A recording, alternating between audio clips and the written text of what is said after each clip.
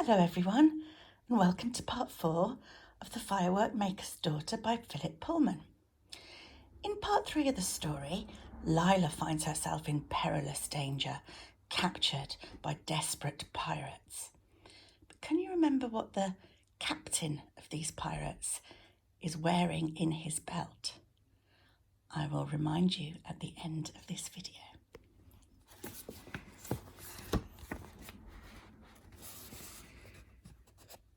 Rambashi and his pirates managed to get the bloody murderer to the other bank of the river, but Lila had to fish another oar out of the water when one of them dropped it and promised to sit still and not joggle the boat. When they hit the bank, everyone fell off their seats. "All right," said Rambashi, picking himself up. "Tie the boat to a good bit of tree or something and take this prisoner ashore." "Are we going to eat her?" asked one of the pirates, "'cause I'm hungry." "Yeah, we've had nothing to eat for days," grumbled another. "You promised we'd have a hot meal every evening." "That's enough of that," said Rambashi. "You're a pack of scurvy dogs. Take the prisoner up to the cave and stop complaining." Lila wasn't sure if she could run away just yet. Some of those pirates did look fierce enough to run after her, though. Now she looked more closely, she saw that their daggers were made of wood wrapped in silver paper, so they wouldn't be able to do her much damage. "I hope you don't mind this little transaction," Rambashi said as they walked along a jungle trail. "It's purely business." "Have you kidnapped me then?" asked Lila. "I'm afraid so. You're going to have to hand over all your money in a minute. And then we will tie you up and hold you to ransom." "Have you done it before?" "Oh yeah," he said, "lots of times." "And what happens when you don't get any money?" "Well, we eat you," said the hungry pirate. "Shh," said Rambashi, waving his hand vaguely. "You're not cannibals," said Lila. "We're blooming hungry," said the pirate. "Have you always been pirates?" "Nah," said Rambashi. "I used to keep hens, but they all died of melancholy. So I sold the business and bought the boat." "Oh no, shh! Stop! Don't move."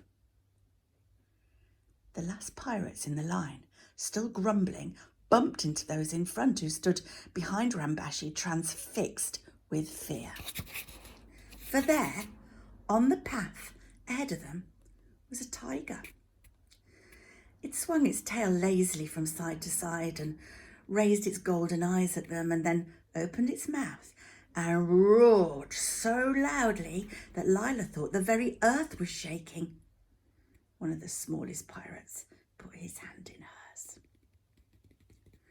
So there they stood, and the tiger was just gathering his strength to spring when Lila suddenly remembered her self-igniting crackle dragons.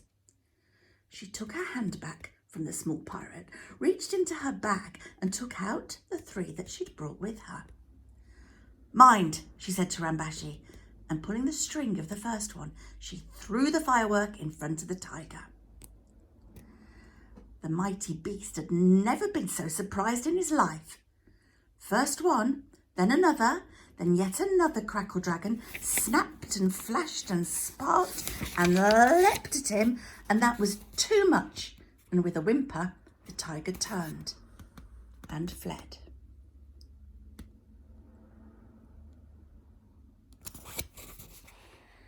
The pirates cheered. "Magnificent!" cried Rambashi. "Congratulations! I was about to stab him to death, of course, but never mind." Lila wondered how he would have done that with his silver paper-covered knife, but she didn't say anything. "And of course," Rambashi went on, "this changes everything. We can't keep you hostage if you've just saved our lives. You'll have to be our guest instead.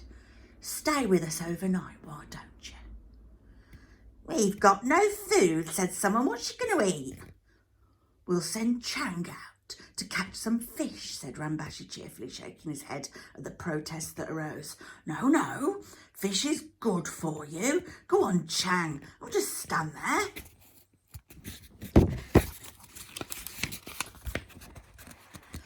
I can't, said Chang. Look.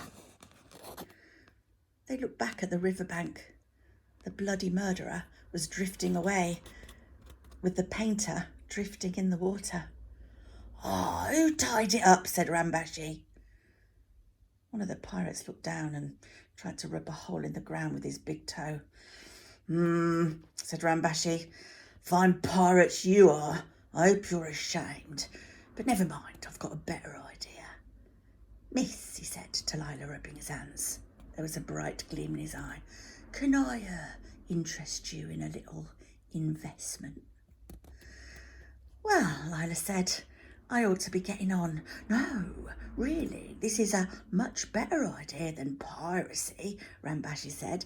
It came to me in a flash, just as I saw the boat floating away. I can't be cross with those fellows, they're like children, really. Yeah, all my best ideas come in a flash, and this one's a corker. It can't fail. Is there any food in it? Said a pirate sourly. My dear boy, it's built on food. Just you wait till you hear. I say, miss, it's just a little money, the safest investment you'll ever make. But Lila had walked away. As she went along the path, she could hear his voice behind her. No, listen, boys. I know where we went wrong last time. I saw it in a flash. But this is an idea that will suit your talents down to the ground. Look, let me draw you a picture. Lila would have liked to know what Rambashi's next plan was, but she was eager to hurry on. Mount Merapi was smoking and rumbling in the distance. She felt her heart lift when she saw it again. It was so powerful and dominating, and she thought, I belong to that mountain, and it belongs to me. And that is the end of this part of the story. Before we go, can you remember what it was that Rambashi had tucked in his belt? It was 3 daggers, one straight, one curly, and one wavy. Why not challenge yourself to make something creative of your own out of cardboard and silver paper? Aluminium foil if you've got some spare. And I will see you back here in a couple of days. Bye bye.